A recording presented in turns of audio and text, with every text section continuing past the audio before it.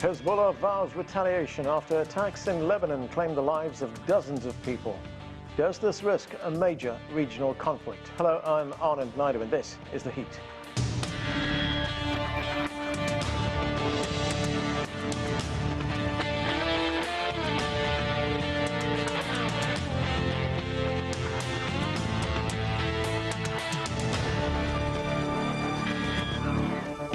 On Thursday, Hezbollah vowed to retaliate after 2 days of coordinated attacks in Lebanon involving handheld devices.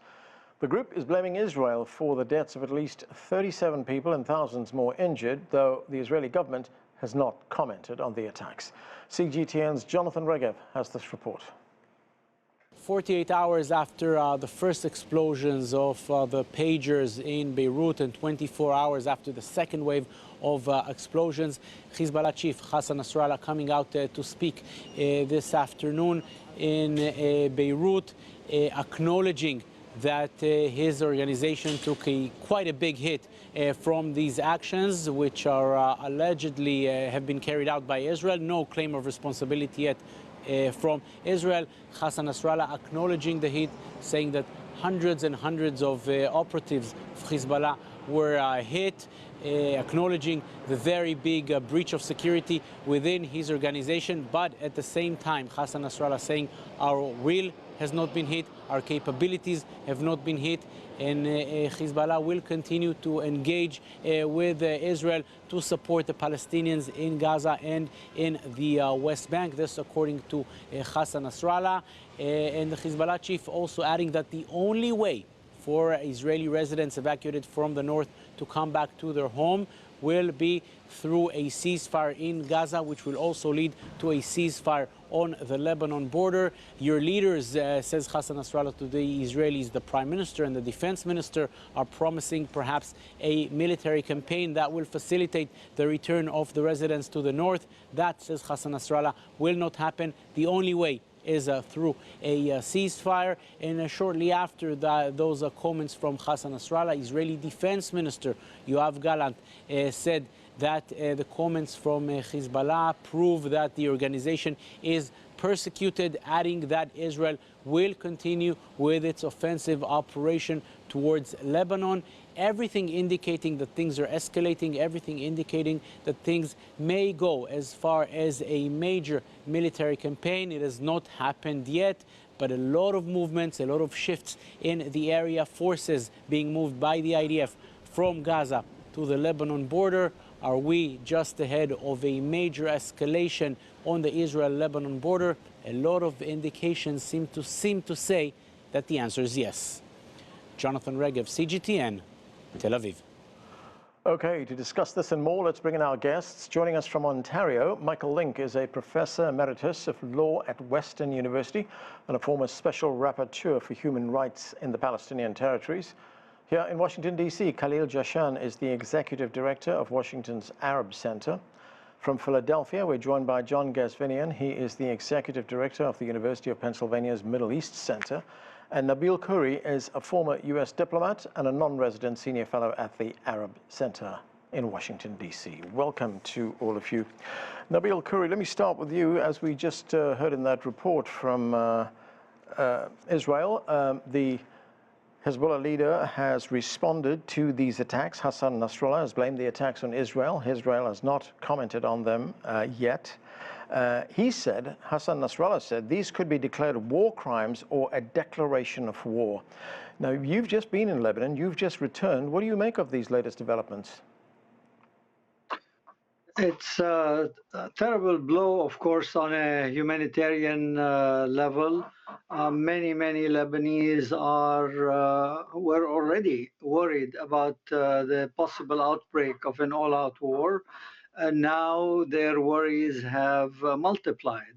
At the same time, I think one should note that Nasrallah's speech, the calm tone with which he spoke, was intended to reassure people that although this was a big blow, that the command and control functions of Hezbollah were fully functional and did not lose a beat, as it were.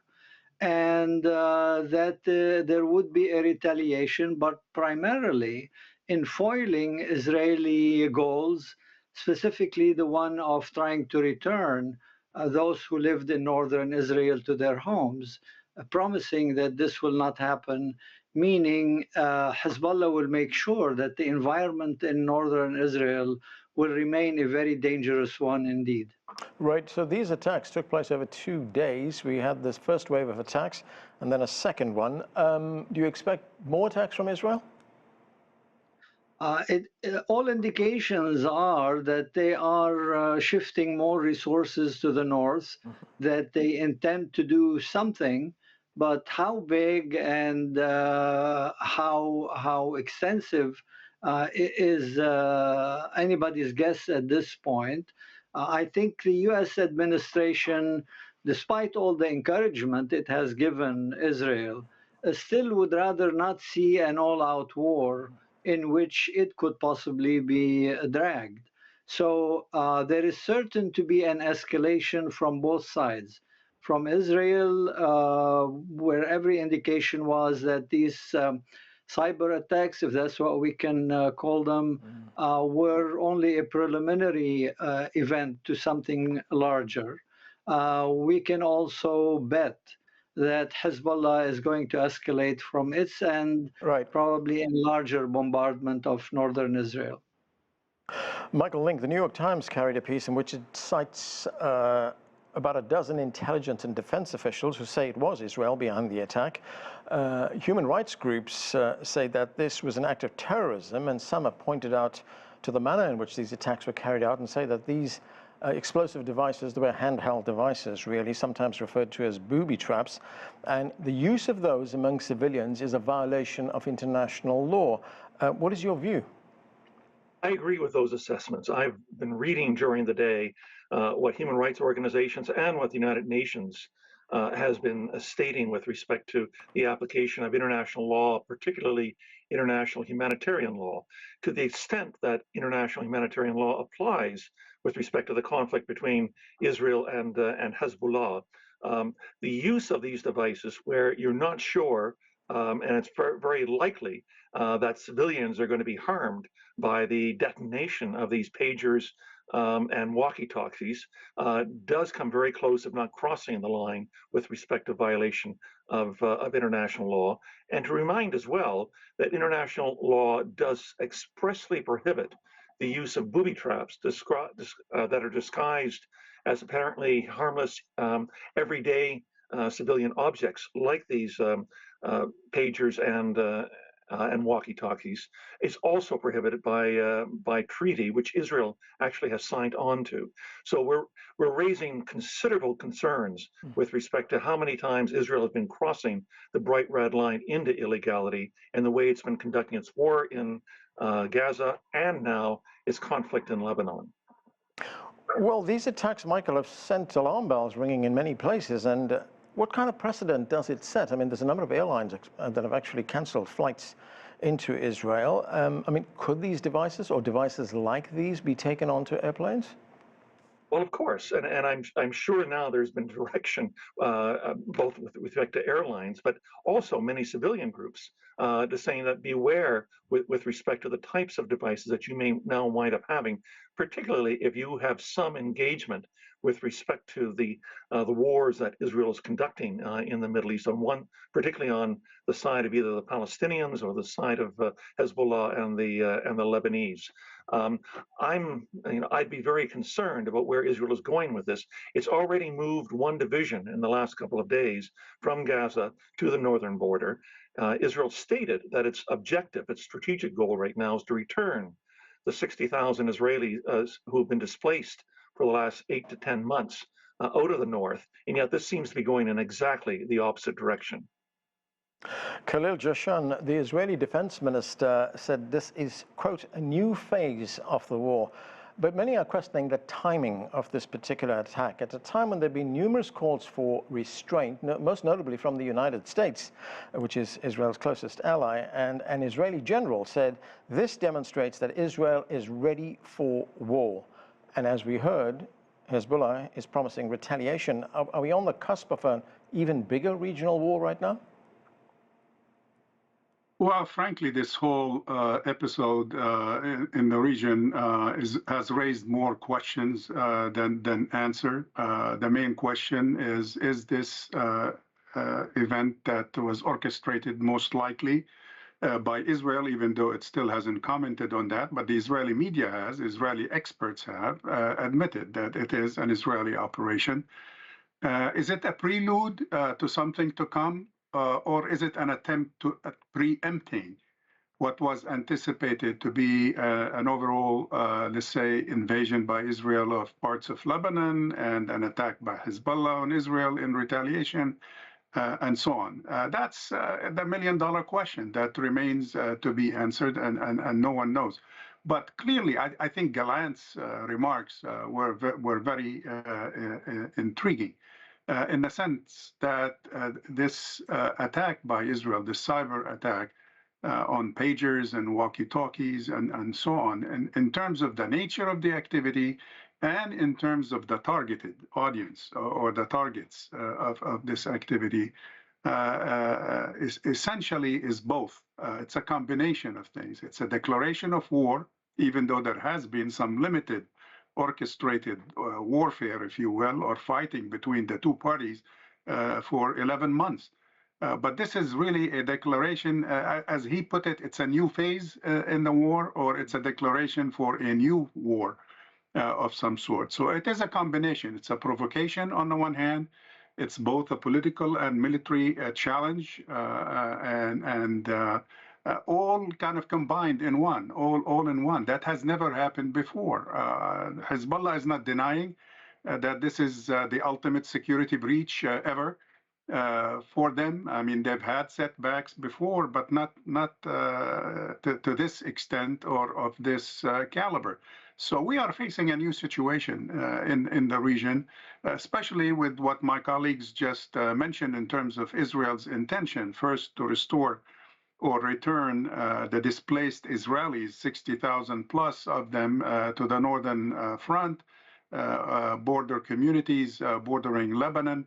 At the same time, the Israeli attacks have caused more than 100,000 Lebanese to also be displaced in Lebanon. No one is talking about their return to their homes and their villages, but I suspect that we are going to see a new phase, not limited, not orchestrated, not tightly kind of orchestrated by both sides, as we have seen over between Lebanon or Hezbollah mainly and Israel, as we have seen over the past 11 months. John Ghazvinian, the Lebanese Prime Minister, he's taken this to the United Nations. He's appealed to the Security Council to put a stop to what he called Israel's technological war against his country. It was a massive attack, which some are referring to as a terrorist attack, and the victims number in the thousands. I mean, do you expect any kind of diplomatic efforts to emerge from the United Nations? Something like, firstly, an inquiry to find out who is responsible for this, and then bring them to account? Well, anything along those lines, of course, will take some time to unfold. And of course, we have to remember that the central government in Beirut is one of the weakest in the region. Any Lebanese, any sort of démarche by a Lebanese prime minister is going to be seen within the context of Lebanon's extremely fractured domestic politics and its extremely sectarian domestic politics. I think this attack, as your previous guest said correctly, raises more questions than answers right now. But I think what's really interesting to me, and what I think we should be paying a little bit more attention to, of course, is the larger regional dimension. Let's not forget that this is all taking place against the backdrop of a hotly anticipated Iranian response to the Israeli assassination of Ismail Haniyeh in Tehran a few weeks ago, as well as the assassination of Fuad Shukr, of course. Let's not forget, Iran has not yet retaliated for that, and it has made clear that it will retaliate and retaliate strongly. There has been speculation, feverish speculation for many weeks now, about whether that retaliation would take the form of a direct Iranian action or whether it would go through the so-called axis of resistance, which would mean Hezbollah, among others. It's fairly clear, I think one of the things that's very clear right now is that for Israel, this was intended as a demonstration of what it is capable of, to make sure that the Iranians and the axis of resistance and Hezbollah and so on think twice, that they know what they're dealing with. It was a very symbolic kind of act, Right. even though it was horrifying, and of course, the civilian casualties, as your previous guests have alluded to, are a terrible crime. It was, you could say that the fallout was in some ways limited, and it was a sort of precision operation by the Israelis to demonstrate what Iran or its allies could be dealing with. That is the kind of the larger background against which I think this is unfolding. And of course, we have to also consider the dimension of exactly what Israel's war strategy is.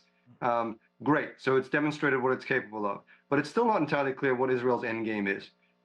This sudden removal of the foot from the gas pedal of the Gaza assault, the changing of the front to northern Israel is in some ways a little hard to fully understand the timing of, and one suspects that it has to do with the anticipated response from Iran.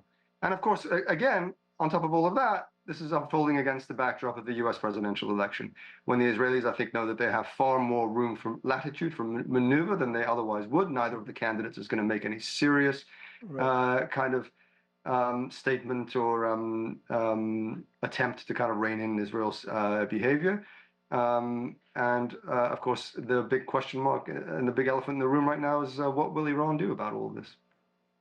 Nabeel Khoury, the Wall Street Journal reported that the Pentagon is concerned that this could be a prelude to a ground invasion by Israel. There's also a report from Lebanon. A Lebanese analyst said Hezbollah is now at a technological disadvantage, which makes a ground war far more difficult for the Lebanese group. What do you make of Hezbollah's capabilities right now? Well, I think a ground invasion was mentioned in Nasrallah's speech, and he said we would welcome it. On the ground, Hezbollah has in the past demonstrated greater capability than Israel. Israel's superiority is in the air, and they can be very destructive from the air.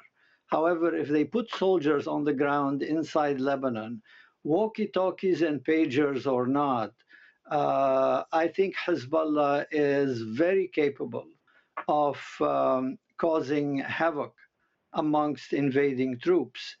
Israel would have to think 10 times before sending troops across the border. However, much more likely, they are going to attack from the air.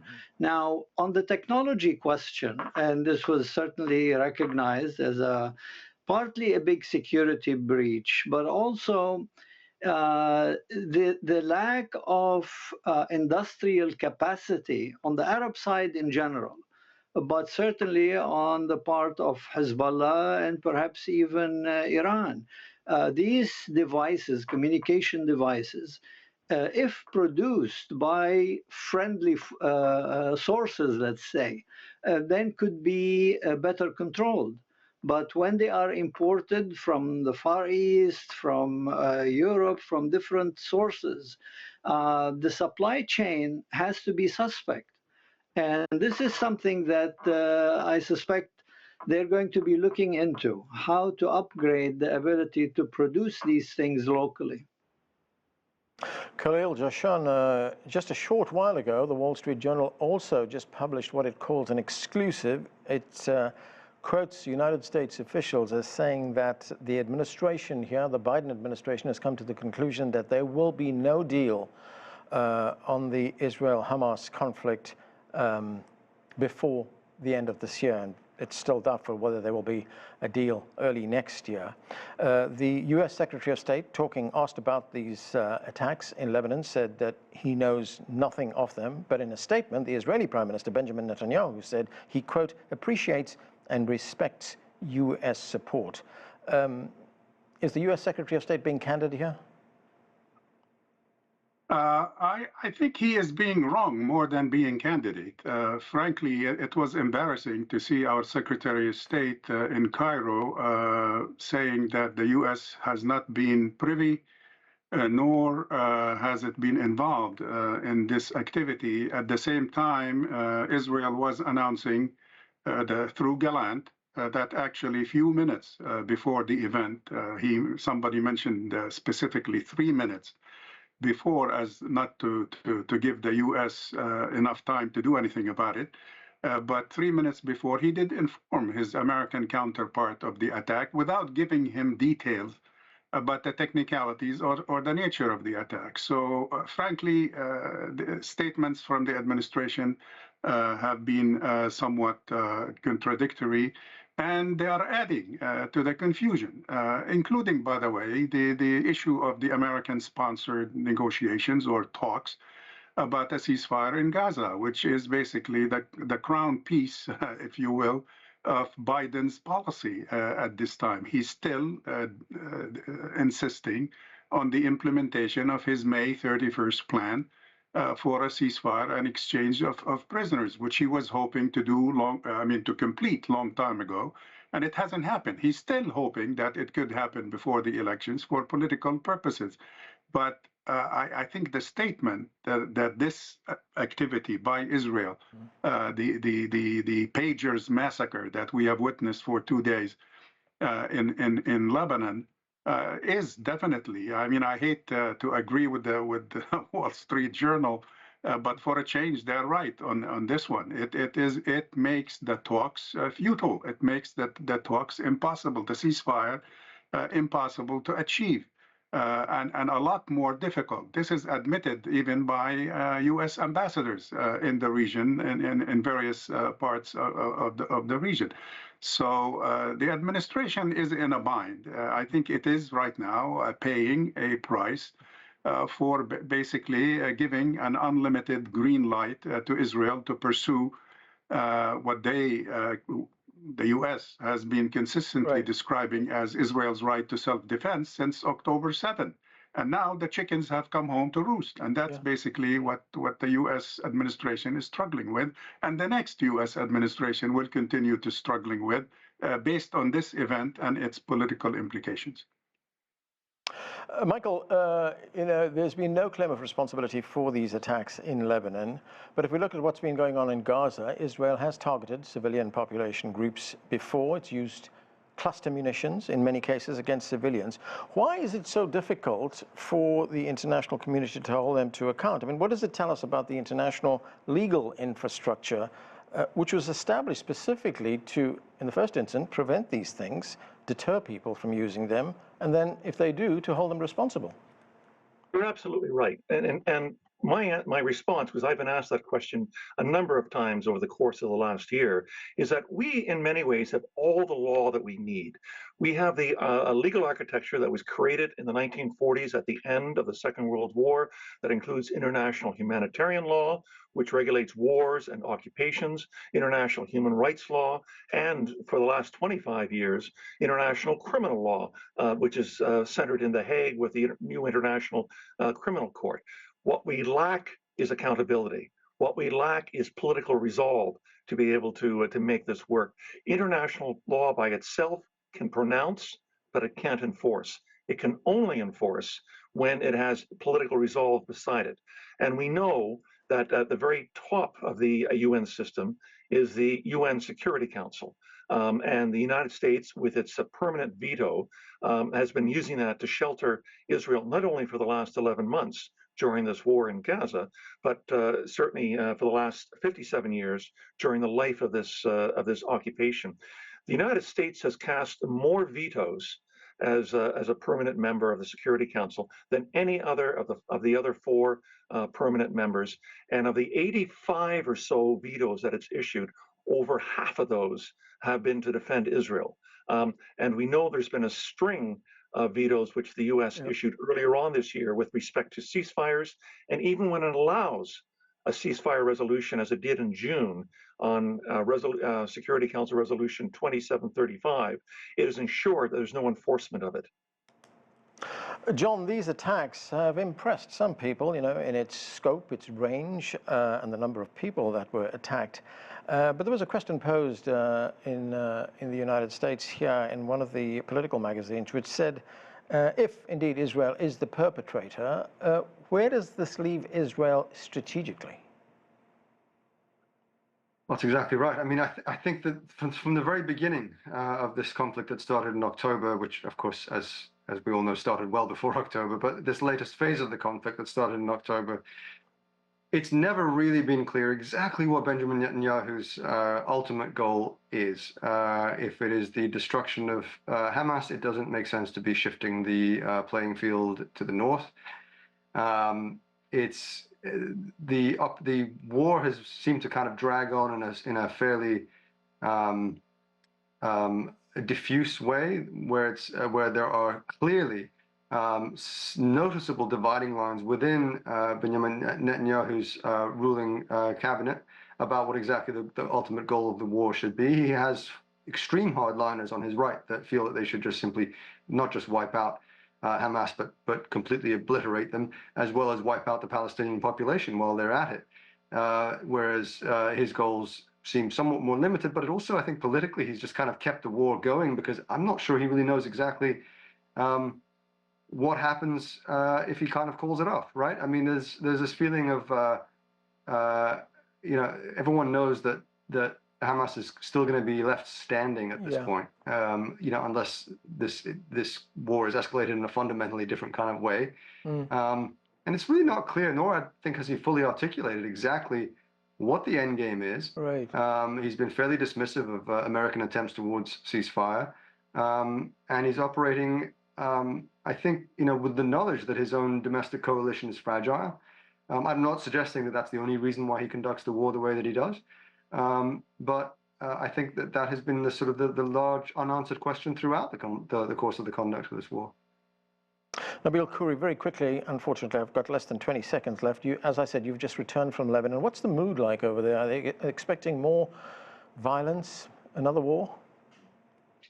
More violence is expected. A larger war is expected. I think very quickly, Israelis are being stupid despite appearances of technological superiority and sheer firepower overwhelming everybody else. They are strategically on the losing side. For the first time in their history, they are being hurt deep inside Israel. This will continue as long as they continue the hostility from their end. I'm afraid we've run out of time. Thanks to all of you for being with us. That's it for this edition of The Heat. I'm Anand Naidu in Washington, D.C.